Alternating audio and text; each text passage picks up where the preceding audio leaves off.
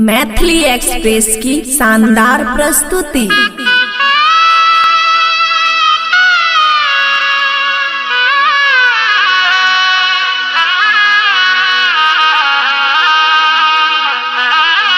Khushi recording studio Baluaha. DJ Manish Raxaul.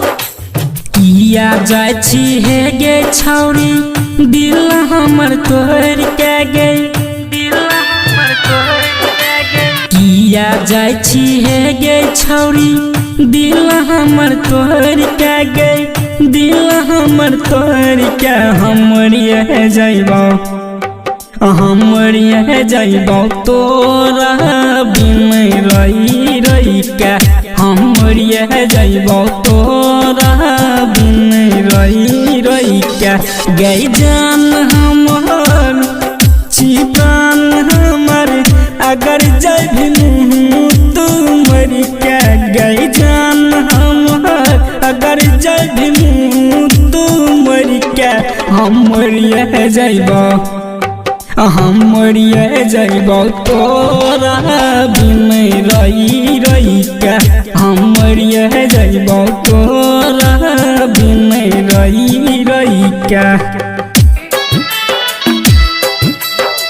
Mix by ताज तन्हा।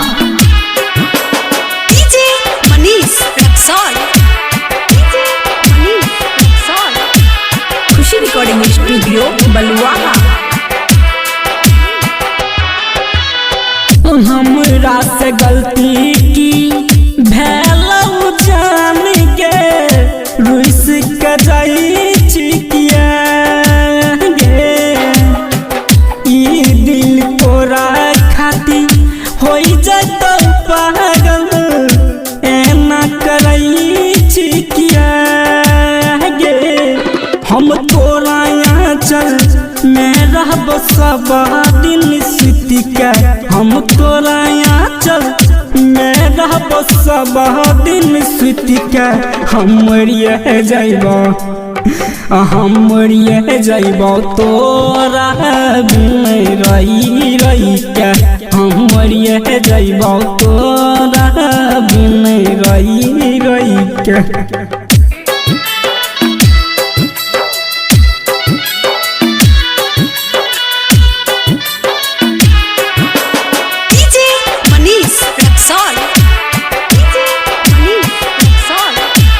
खुशी recording studio बलुआहा।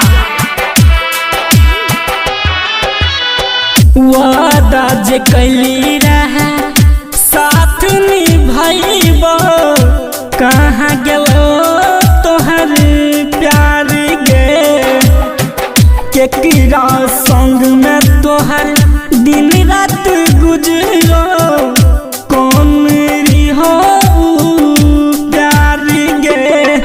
तू मनोज के जिंदगी में अब जोगे घुरी के, तू मनोज के जिंदगी में अब जोगे घुरी के, नतमर ये जइबो, हमर ये जइबो तोरा बिन रही रही के, हमर ये जइबो तोरा बिन रही रही के।